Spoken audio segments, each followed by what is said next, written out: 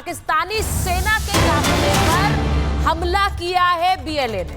अब पाक सेना के 6 जवान इसमें मारे गए और आईडी धमाके में पाकिस्तानी सेना के 5 जवान घायल हुए। अब यह हमला बीएलए की तरफ से हो रहा है, बलोचिस्तान में हो रहा है, पाकिस्तानी सेना पर हो रहा है। पाकिस्तानी सेना इस वक्त जंग की तैयारी कर रही है हिंदुस्तान के साथ, लेकिन उस सब के बीच बलोचिस्तान में पाकिस्तानी सेना पर यह हमला हुआ है जिसमें 6 जवान मारे गए हैं। यह पहली बार नहीं हो रहा है। मेजर जनरल, मैं आपसे पूछ रही हूं, ये जो हमला है एक वहां पर बलोचिस्तान में, वो पाकिस्तानी आर्मी के लिए इस वक्त इधर कुआं उधर खाई वाली स्थिति बना के रखे हुए हैं। बिल्कुल, बहुत अच्छा आपने मुहावरा इस्तेमाल किया है यहाँ पे, क्योंकि पाकिस्तान की जो इंटरनल सिचुएशन है, इसलिए हम देखते हैं कि Pakistan United nation security council में एक क्लोज डोर मीटिंग मांगता है। क्यों मांगता है एक क्लोज डोर मीटिंग वहाँ पे? बिकॉज पाकिस्तान लड़ाई के लिए तैयार नहीं है, बिकॉज वो जानता है कि अंदर से उसको दीमक खा चुका है उसकी फौज को, और जिस तरीके से अटैक्स हो रहे हैं, देखिए आपने सही बोला, ये पहली बार नहीं है। हमने पिछले 1 साल में पाकिस्तान पीस स्टडीज़ का ये डाटा है, 393 पाकिस्तानी सोल्जर्स मारे गए हैं, 48 अटैक्स हुए पाकिस्तान के ऊपर। अगर आप ये एक स्टैटिस्टिक्स देखें 1 साल का, तो आपको अंदाज़ा हो जाएगा कि अगर पाकिस्तान लड़ाई के लिए आगे बढ़ता है भारत के ईस्टर्न बॉर्डर पे, तो उसका वेस्टर्न बॉर्डर भी बहुत वल्नरेबल है। और अभी हमने टीटीपी की तो बात ही नहीं करी है, और अफगानिस्तान बॉर्डर की भी बात नहीं करी है, बिकॉज वहाँ से भी जो रिपोर्ट्स आ रही है वो पाकिस्तान के लिए अच्छी खबर नहीं है।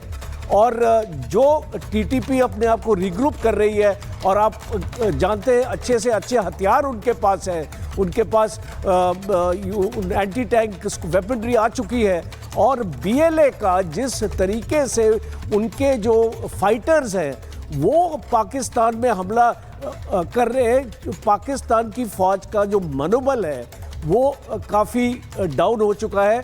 और आपको मैं एक चीज़ और बताना चाहूँगा कि पाकिस्तान की जो वहाँ पे 11 और 12 कोर है, वहाँ पे बलूच रेजिमेंट्स हैं 28। अच्छा, ये इनकी बलूच रेजिमेंट्स में कुछ परसेंटेज बलूचीज भी होते हैं। तो जब ये अपने बलूचों के साथ लड़ेंगे तो आप समझ सकते हैं कि ये इसको बगावत भी हो सकती है उस फौज में। और ये देखने में भी आया है कि कुछ बलूच सोल्जर्स ने अपना छोड़ के म्यूटिनी अपना करके वहाँ से निकल के और बीएलए के फाइटर्स को ट्रेन कर रहे हैं, और उनकी जो हथियार उनको इसको सिखा रहे हैं कि उससे कैसे वार किया जाए। तो ये पूरी सिचुएशन को अगर आप एनालाइज करें तो पाकिस्तान की ऑलरेडी लड़ाई शुरू हो चुकी है, भारत को हमला करने की जरूरत ही नहीं है। मैं आपसे सर एक बार बता देती हूँ कि ये जो मैं इस वक्त स्क्रीन पर तस्वीर चला रही हूँ, जरा चलाइए कि यूनाइटेड नेशंस में क्या हुआ है।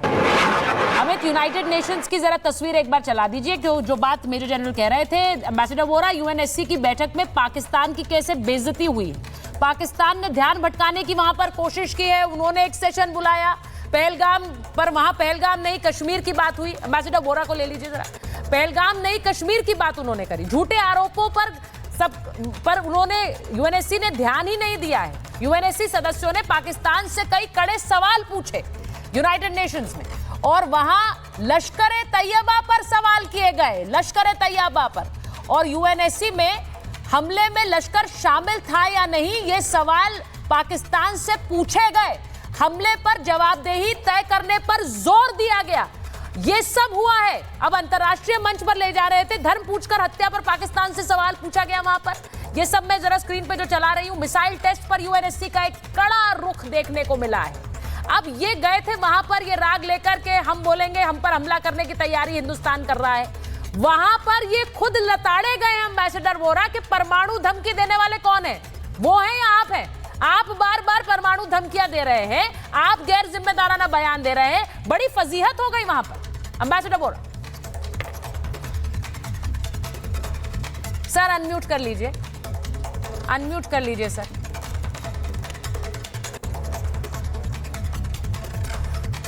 मुझे लग रहा है क्योंकि कई बार Can you hear? Sir. मेरी आवाज आ रही है? जी सर आ रही, बिल्कुल आ रही। आवाज आ रही है? जी सर, जी सर। जी क्षमा चाहता हूँ, मैं दूसरा स्पीकर यूज कर रहा था।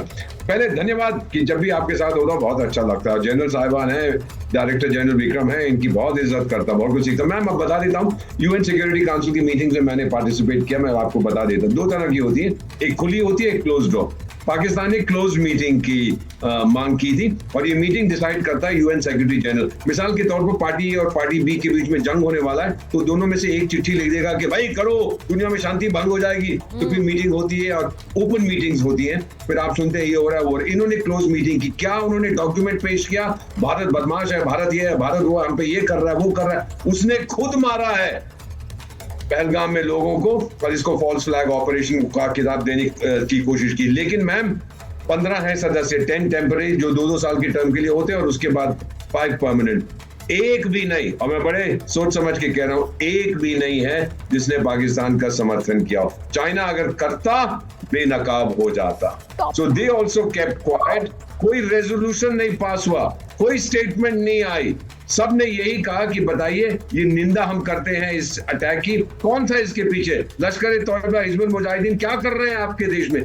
पाकिस्तान का एम्बेसडर कहते हैं 18 बार बाथरूम भागा गया वहां से, फोन करता था इस्लामाबाद को, आए बचा लो, मेरे को तो निवस्त्र कर दिया है लोगों ने। खैर अगले हफ्ते तक उसकी नौकरी चली जाएगी। तो ये जो उसको चांटा पड़ा है वहां पर, उम्मीद करता हूं कि उससे समझ जाएंगे कि अब वो बिल्कुल अकेले हो गए। फाइनली मैं इतना कहना चाहता हूं ma'am, I am an economist. किसी देश की अगर आप डिफेंस या कोई और स्थिति देखना चाहे, पहले आप उसकी इकोनॉमी देख लीजिए। टुडे जैसे हम बात कर रहे हैं जनरल साहिबान, there is a run on Pakistani banks. 3-3 kilometre की लाइनें लगी हुई हैं पाकिस्तानी बैंकों के बाहर, लोग पैसा निकाल रहे हैं और चीन का युआन डगमगा रहा है इस समय। मैम ये कॉम्प्रिहेंसिव जो हमने इनके ऊपर कॉम्प्रिहेंसिव नेशनल पावर, हमारा और international comprehensive national power, Pakistan बौखला गया। इस समय उनके प्रधानमंत्री और वित्त मंत्री आईएसआई के हेडक्वार्टर में क्या कर रहे हैं? वो तो दोनों एग्जैक्टली सर, आपने बिल्कुल सही बोला। आईएसआई के हेडक्वार्टर में क्या कर रहे हैं उनके प्रधानमंत्री, उनके मंत्री? संसद का सत्र बुलाया गया था, इसीलिए कर्नल नैन, इसीलिए बुलाया संसद का सत्र के वहां पर इस बात पर चर्चा होगी कि भारत अगर हमला कर देता है तो क्या होगा। वहां 47 लोग गायब रहे, मेजर जनरल दत्ता, वहां 47 मंत्री गायब थे। अब ये वहां पर जो तस्वीरें आ रही हैं, आईएसआई के हेडक्वार्टर में जा रहे हैं शहबाज शरीफ, यानी वहां पर पूरी जंग जो है वो आईएसआई चला रही, वो सेना कर रही है, इसमें कोई दो राय तो है नहीं। लेकिन ये जो सायरन यहां से बज रहा है, कल जो पूरे देश में बजेगा, उससे वहां पर कितना हड़कंप मचेगा? Major general Datta sir, unmute please. या अभी देखिए, ऐसा है कि भारत ने क्या बोला, प्रधानमंत्री साहब ने क्या बोला कि हम उस टेरर नेटवर्क के पीछे जाएंगे जो इस पहलगाम हमले में मुनस्सिर है, चाहे वो करने वाला है या करवाने वाला है या उसका प्लानर है। तो हम तो टेरर नेटवर्क के पीछे जा रहे हैं। तो अभी मेरे को समझ नहीं आ रहा कि पाकिस्तान की आर्मी मोबिलाइज होके किसके लिए जंग लड़ना चाह रही है। क्या वो इसका, ये उन्होंने खुद ही बता दिया कि टेररिस्ट तो हम हैं, हमें इतना डर लग गया कि अभी हमला होने वाला है, भारत टेररिस्ट नेटवर्क के पीछे आने वाला है, और पाकिस्तान की तो पूरी सेना ही टेररिस्ट है और पूरा देश ही टेररिस्ट है। तो खुद ही ये नंगे हो गए, ये खुद ही इन्होंने अपने आप को एक्सपोज कर दिया कि हम टेररिस्ट हैं, अभी हम मरने वाले हैं,